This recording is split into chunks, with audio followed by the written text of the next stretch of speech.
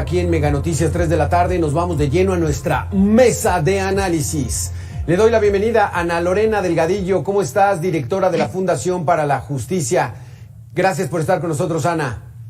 Hola, Alberto. Muchas gracias por la invitación. Buenas tardes y también le damos la bienvenida a Grace Fernández Morán, vocera del Movimiento por Nuestros Desaparecidos en México. Grace, qué gusto saludarte. Igualmente, Alberto, Ana, un gusto estar con ustedes. Ana, la primera pregunta es particularmente el tema que debemos tratar aquí en Mega Noticias 3 de la tarde. ¿A qué atribuyen el crecimiento en la cifra terrible de desaparecidos que hay en México? Bueno, nosotros reiteramos, dicho ya el Comité para las Desapariciones Forzadas en su última visita, que me parece que fue muy claro, donde habla pues de una impunidad crónica en el país. Lo que dice el comité es que la desaparición forzada en México pues es el paradigma del crimen perfecto, porque pues no sucede nada después de que las personas desaparecen y además pues tampoco hay resultados en términos de justicia. Creo que de acuerdo a lo que se presentó en la información del CEP, pues ahora tenemos ya más de 100,000 personas desaparecidas y se cuentan tan solo con cerca de 36 sentencias. Entonces, eso nos habla de que cuando, hay impunidad, lo que se manda es el mensaje de que la violencia está permitida.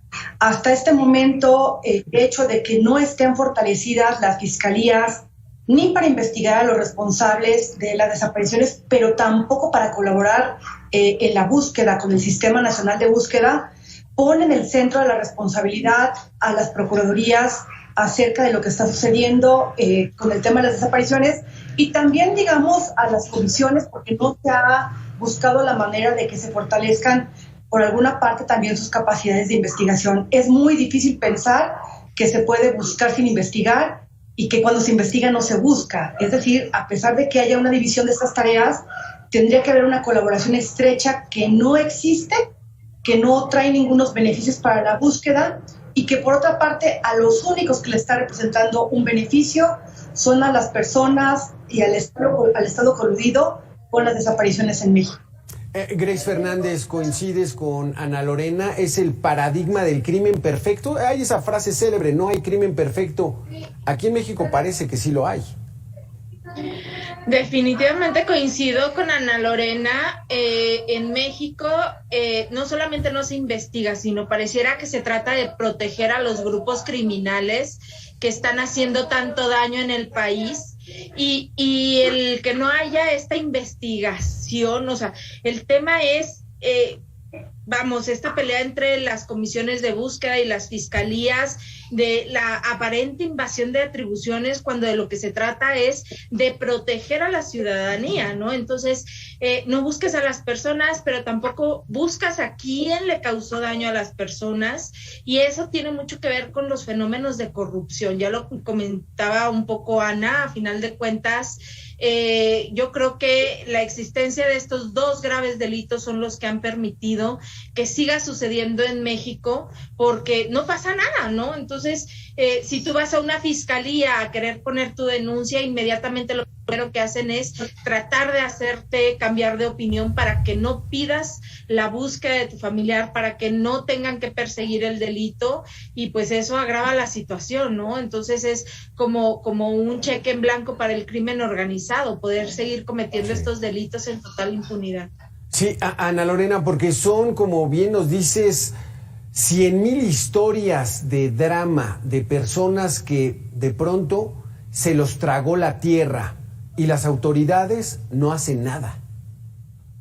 Sí, absolutamente. Mira, nosotros, por ejemplo, que acompañamos a familias de migrantes desaparecidos, acompañamos cerca de 123 casos de familiares que tienen migrantes desaparecidos en México, de Honduras, El Salvador, Guatemala y también de México, es decir, migrantes mexicanos que ni siquiera alcanzaron a llegar a la frontera con Estados Unidos para poder cruzar, y acompañamos también los casos de las masacres de migrantes y realmente pues lo que vemos es que al interior de las fiscalías, de la Fiscalía General de la República, pero también de las fiscalías estatales, Lo que se ha construido es una maquinaria de impunidad y corrupción. Es decir, las fiscalías no van a investigar al Estado cuando el Estado está coludido. Eso lo hemos visto muy claramente nosotros en algunos de los casos de las masacres de migrantes, donde claramente se muestra la participación o la colusión de autoridades estatales del Instituto Nacional de Migración, y las fiscalías no tocan a las autoridades coludidas. Entonces, mientras tengamos en el centro también la colusión de las autoridades, la participación de las autoridades y los beneficios económicos que le reportan al crimen organizado que no han sido trastocados, pues entonces hacen el negocio perfecto. Lo vemos con los casos de los migrantes. Los migrantes, el crimen organizado coludido con el Estado sabe que tienen una cantidad para pagar, porque tienen que pagar el viaje al guía o al coyote que los va a llevar. Los secuestran justamente para quitarles ese dinero o para dar un mensaje de que si invades un territorio que está tomado por el crimen organizado y no pagas, vas a morir. Esto lo sabe todo mundo, lo saben los territorios que están tomados por el crimen organizado y no pasa nada. O sea, hubo una promesa del presidente Andrés Manuel López Obrador que iba a poner en el centro de sus políticas públicas a las personas desaparecidas, pero mientras siga dejando fuera a la Fiscalía de esta ecuación, mientras los estados de la República y el gobierno federal sigan manteniendo al frente fiscales indolentes, que no les está importando el crimen que está haciendo más daño al país y a la humanidad, estamos destinados a que esto siga ocurriendo y a que los grupos se sigan viendo beneficiados económicamente, porque nosotros de las investigaciones que acompañamos hemos visto una sola investigación de la línea del dinero, del lavado de dinero que corre por todo este tema de desaparición y secuestro, por ejemplo. Grace, ustedes y estos grupos y estos colectivos de madres desesperadas que se vuelven madres buscadoras, logran información para empezar a buscar en algunos predios y desafortunadamente encuentran estas fosas clandestinas. ¿Que la autoridad no pudiera hacer eso? ¿No tiene la capacidad de plano? Vamos a entender que no pueden. Pues más bien se supone que ellos son los que tienen la capacidad y los que pueden, ¿no? Digo, se les paga para hacer ese trabajo, se les capacita para hacer ese trabajo. Sin embargo, son las familias las que desde el inicio y al día de hoy siguen siendo quien mayoritariamente aportan la información, ¿no? Incluso llega a haber ministerios públicos que cuando llegan la familia le preguntan, ¿y ahora qué información me trajo? En lugar de que fuera al revés. Mire, señora, todo esto fue lo que investigamos, lo que logramos encontrar o saber, ¿no?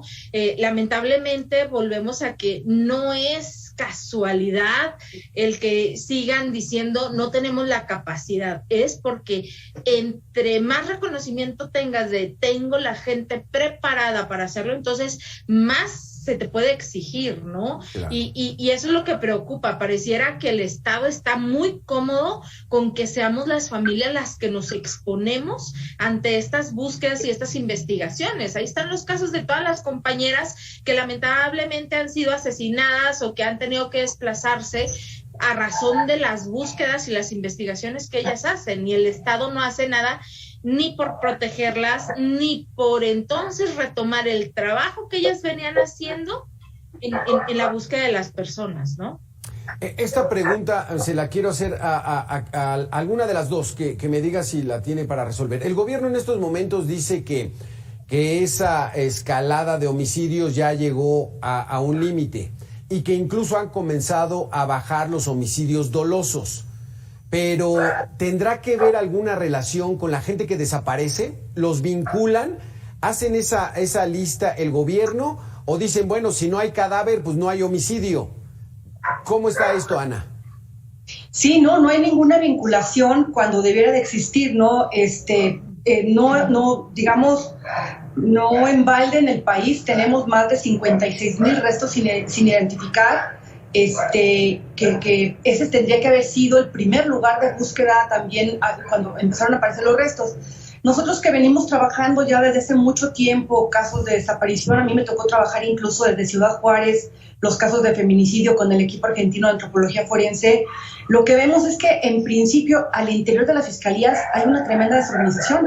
Es decir, quien maneja los casos de homicidio o quien tiene un caso de una persona no identificada no se conecta para trabajar con las áreas de desaparición, con las áreas de secuestro o con las áreas de privación ilegal de la libertad, de cualquier delito que toque la privación ilegal de la libertad. Llegamos a ver situaciones que se documentaron, por ejemplo, en el caso de Campo Algodonero, que llegó a la Corte Interamericana, donde restos que no tendrían que haber sido donados a las escuelas de medicina fueron donados a procedimientos de investigación penal que no debió haber sucedido. En el caso de la Fiscalía General de la República, vimos que teniendo restos de migrantes que habían sido identificados en procedimientos muy dudosos, se llevaron a cabo cremaciones. Es decir, nos parece que el Estado no ha puesto todo su esfuerzo para por lo menos poder realmente conectar de manera eficaz sus sistemas para saber cuántas personas están desaparecidas, cuántos cuerpos tenemos que identificar, cómo ha sido el tema de la donación de restos a las escuelas de medicina. Todo esto ha sido recomendado ya al Estado mexicano desde hace más de 10 años, y si bien se han empezado a dar algunos pasos, nos parece a nosotros que mientras las fiscalías queden fuera de todo este esfuerzo, aduciendo falsamente su autonomía o de manera errónea su autonomía, porque esa no es autonomía, pues va a ser muy difícil que podamos tener una respuesta como Estado mexicano. Las fiscalías, ya lo dijo el Comité para la Desaparición, están en el centro de la responsabilidad y tendrían que estar actuando conjuntamente con todas las instituciones encargadas de la búsqueda y de la identificación. Mientras eso no suceda realmente, va a ser muy difícil que podamos ver resultados a corto plazo. Lo que requeriríamos en todo caso, que también esto ha sido una exigencia de las familias, pues son mecanismos extraordinarios con los recursos que requieren, claro, para la búsqueda, para la identificación y para la investigación. Nos queda claro, entonces, las fiscalías y la Fiscalía General de la República es la responsable. Necesita recursos, necesita presupuesto. Grace, ¿tienen los elementos? Por ejemplo, este drama lleva a que encuentran ustedes restos ya óseos de personas desaparecidas. ¿Tenemos la capacidad tecnológica para hacer pruebas de ADN y tratar de compararlas y poder identificar esos restos? El Estado mexicano, claro que lo tiene, y lo tiene desde hace muchos años.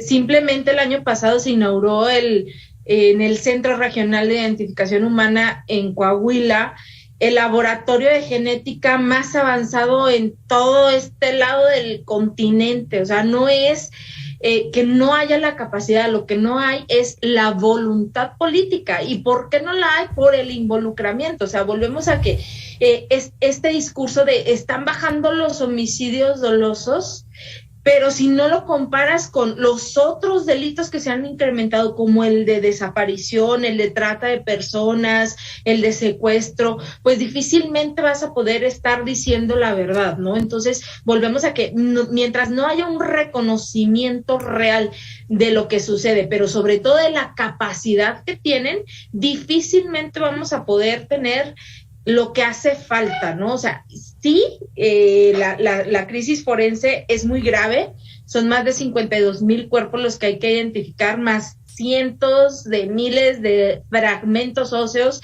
que solamente Dios sabe cuántas personas puedan ser las que están ahí en espera. Sí, se necesitan más capacidades, pero ¿de qué sirve tener laboratorios de vanguardia si las fiscalías no aportan lo más importante, que son los indicios, las personas recuperadas en estas fosas, ¿no? Que son, están dentro de sus atribuciones, son quienes los están resguardando, y si no comparten, esto que decía Ana Lorena, los mecanismos extraordinarios están para compartir la carga de trabajo.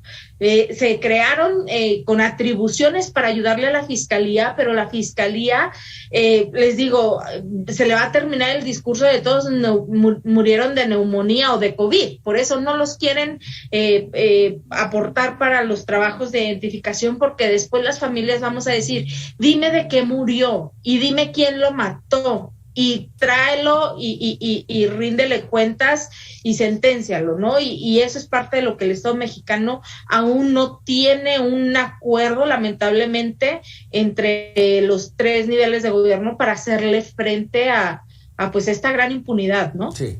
Aquí, me voy a atrever a preguntarles cuál es esta dinámica.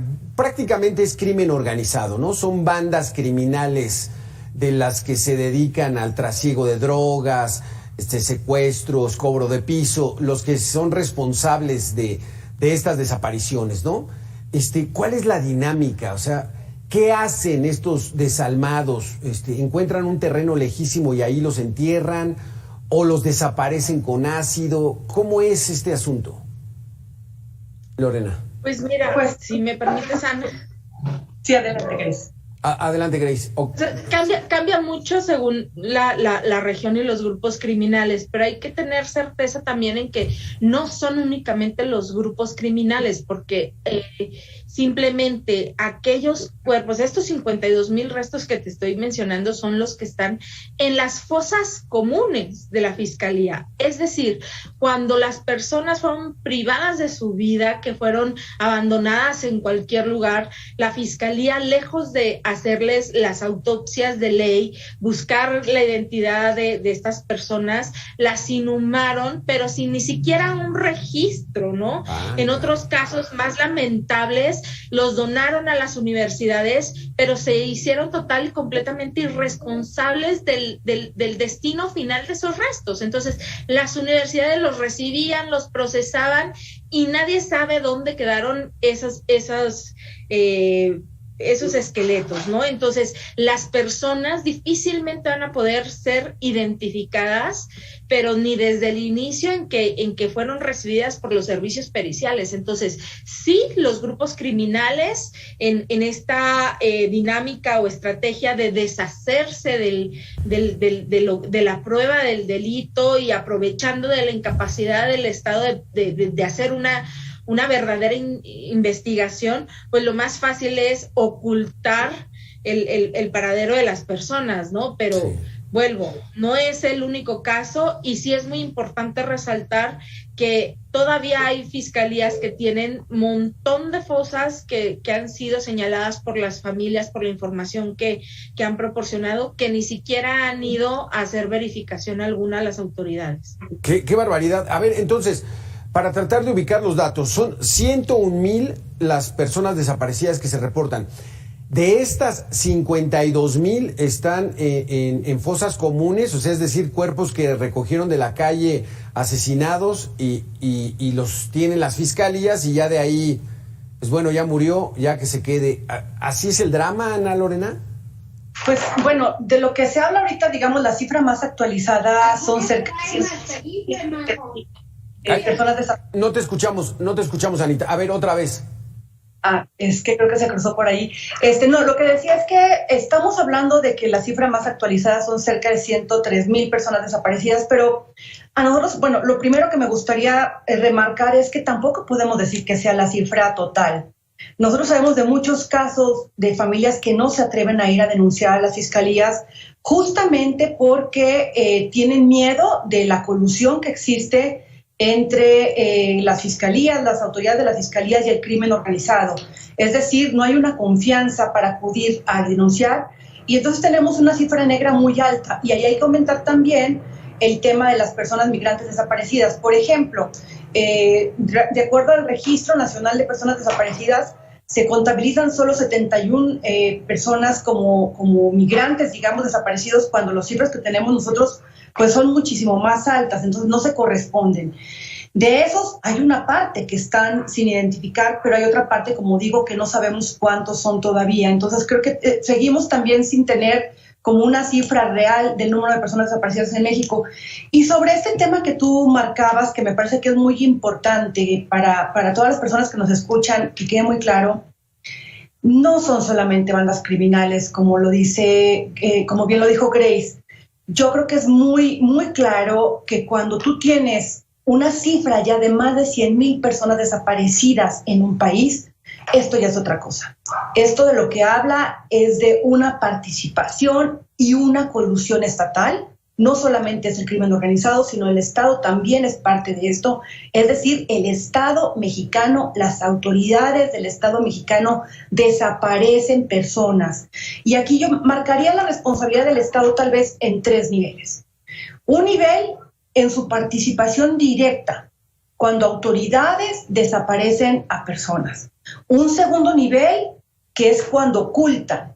porque creo que también es importante, como todo el tema de los restos, que no hubo como toda una estrategia para realmente ir sistematizando la información, se ocultaron los restos o se deshicieron de restos y de evidencia. Ese es otro nivel de responsabilidad. Y creo que el otro nivel de responsabilidad que también es muy grave y que abona a que siga habiendo desapariciones es la no investigación y la no identificación. Entonces, creo que es importante que veamos que estamos en un nivel de un Estado fallido en la justicia, un Estado que tiene colapsadas las instituciones que tendrían que investigar y que nos tendrían que proteger para que no sigan cometiéndose estos delitos y estas graves violaciones en México. Un Estado que frente a 100,000 casos solamente tiene cerca de 35 sentencias, es un Estado que no está poniendo la atención en lo que es más grave en cualquier contexto internacional. Muchas gracias, Grace. Se nos acaba el tiempo. Nos quedamos con este resumen. ¿Por qué se atribuye el aumento de la cifra de desaparecidos? Por el Estado fallido, por la impunidad y por la colusión de las autoridades en la mayoría de los casos. Qué terrible situación. Muchísimas gracias a Ana Lorena Delgadillo, directora de la Fundación para la Justicia, Grace Fernández, vocera del Movimiento por Nuestros Desaparecidos en México. Muchas gracias, muy interesantes sus conceptos. Gracias, Alberto. Gracias. Gracias. Buenas tardes.